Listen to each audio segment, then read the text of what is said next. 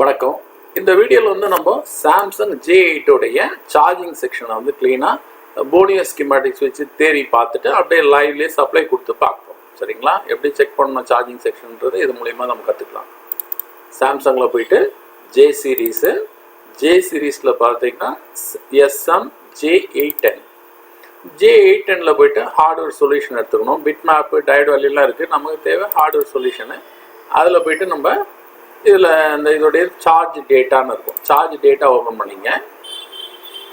Charge data open பண்ணிவிட்டு so இது வந்து நெட்லேருந்து டவுன்லோட் ஆகிட்டு வரணும். இன்டர்நெட் கனெக்டாக இருக்கணும். இதுக்கு பாருங்கள், டவுன்லோடிங் சார்ஜ் டேட்டா .pdfனு வருது பாருங்கள். இது வேல்யூ வந்தோடனே ஓப்பன் ஆகிட்ட ஸ்க்ரீனு. ஓகேங்களா?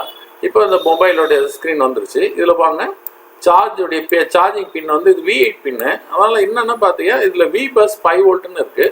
மைனஸ் டேட்டா ப்ளஸ் டேட்டா வந்து என்னத்துக்காகனா நம்ம ஒரு சிஸ்டமில் இருந்தோ ஸோ கம்யூனிகேட் பண்ணுறது, சிஸ்டமில் இருந்து மொபைலுக்கு அது போல் கம்யூனிகேட்லாம் பண்ணுறதுக்கு இந்த டேட்டா ப்ளஸ் டேட்டா மைனஸ் வந்து யூஸ் ஆகும்.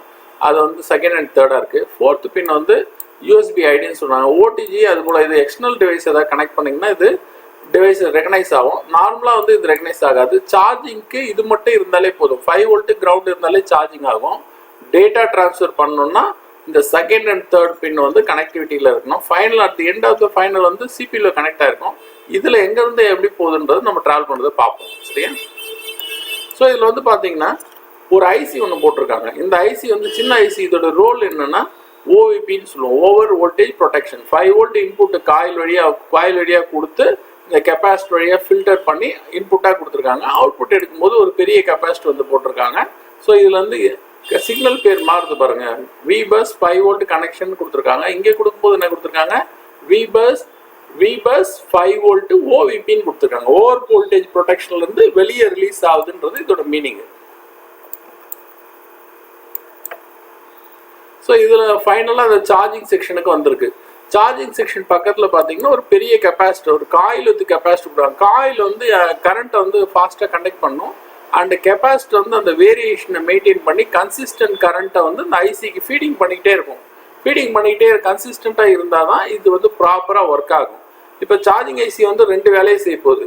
ஒன்று வந்து பேட்டரியை சார்ஜ் பண்ணணும், இன்னொன்று வந்து த்ரூ அவுட் த போர்டு ஃபுல்லாக வந்து கரண்ட்டை கொடுக்கணும். எங்கெல்லாம் மேஜராக தேவைன்றது கொடுக்கணும்.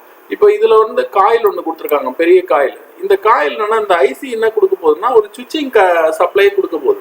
ஸ்மூத் சப்ளை கிடையாது, சுவிட்சிங் சப்ளை கொடுக்க போகுது. ஒரு பல்ஸ் கொடுக்கறதுனால என்ன ஆகும்னா கரண்ட் ரேட்டிங் வந்து அதிகமாக இன்க்ரீஸ் ஆகும். ஸோ காயில் கொடுத்துருக்காங்க, பேரலாக இந்த 2 கெப்பாசிட்டி கொடுத்துருக்காங்க. இதோடைய வேரியேஷனை மெயின்டைன் பண்ணுறதுக்காக கொடுத்துருக்காங்க.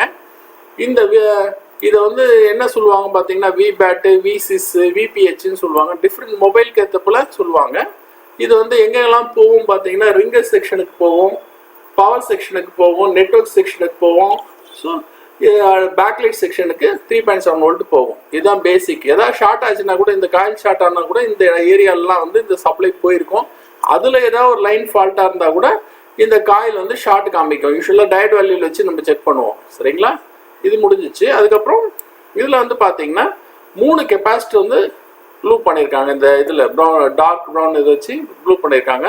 இது ஒரு கெப்பாசிட்டி, இங்கே ஒரு கெப்பாசிட்டி, சின்ன ஒரு கெப்பாசிட்டி. 3மே ஃபில்டருக்காக, ஸ்டெபிளைஸ்டு கரண்ட்டுக்காக யூஸ் பண்ணியிருக்காங்க. பாருங்க, இப்போ அப்படியே பேட்டரி கனெக்டர் பக்கத்தில் வருது. V-batteryன்னு சொல்லியிருக்காங்க. இந்த சிக்னல் பேர்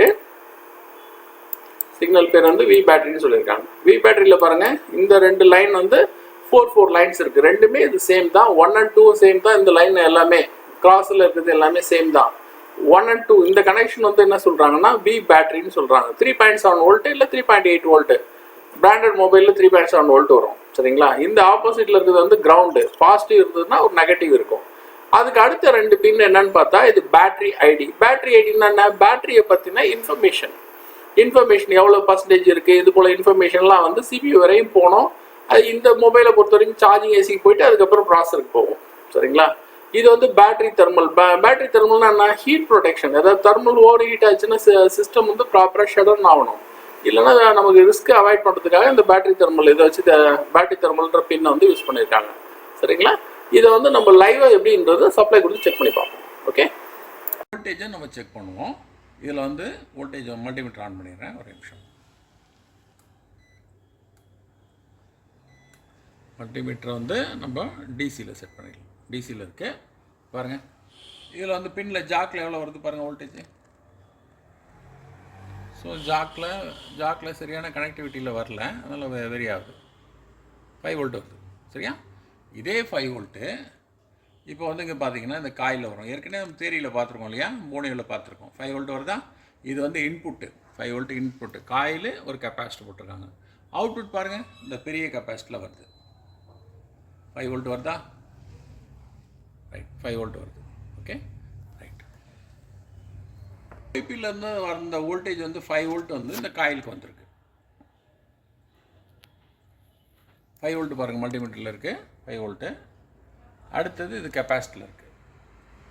கெப்பாசிட்டிலையும் 5 வோல்ட் வருது பாருங்கள், கெப்பாசிட்டியில் 5 வோல்ட் வருது. அதுக்கு அடுத்தது இப்போ இதான் விபிஹெச்னு சொன்னோம். நார்மலாக விபிஹெச் லைன் சொல்லுவாங்க, விசிஸ், விபிஹெச், விபேட் எல்லாமே சொல்லுவாங்க. இதில் இருந்து தான் ரிங்கர் ஐசிக்கு, பவர் ஐசிக்கு அண்ட் நெட்வொர்க் செக்ஷனுக்கு, ஸோ பேக்லைட் ஐசி எல்லாத்துக்குமே போகும். பாருங்கள், ஆல்மோஸ்ட் 4.3 வோல்ட் வருது. ஏன்னா இது வந்து ஆக்சுவலாக பேட்ரி இல்லாததுனால அந்த சார்ஜரில் என்ன கொடுத்தோமோ அந்த வோல்டேஜ் வருது, 4.3 வோல்ட் வருது. சரியா? ரைட். இது ஷார்ட் ஆச்சுன்னா கூட நான் சொன்ன இந்த செக்ஷன் எல்லாமே ஷார்ட் கிளியர் ஆகும். ஷார்ட் இருக்கும், அது நம்ம கிளியர் பண்ணணும். இது வந்து விபேட், பேட்டரி சார்ஜ் பண்ணுறதுக்கான வோல்டேஜ் பாருங்கள், 4.3 வோல்ட்டு. ஸோ இந்த கெப்பாசிட்டிக்கு வரும். அதுக்கு அடுத்தது சின்ன கெப்பாசிட்டிக்கு வரும். அப்படியே வந்து பேக் சைடில் அந்த கனெக்டர் இருக்குது, அந்த கனெக்டருக்கு வரும். இல்லை 4.3 வோல்ட் வருது. ஸோ இந்த பின் கிரவுண்டு, ஒன்று வந்து பேட்ரி ஐடி, இன்னொன்று பேட்ரி தெர்மல்.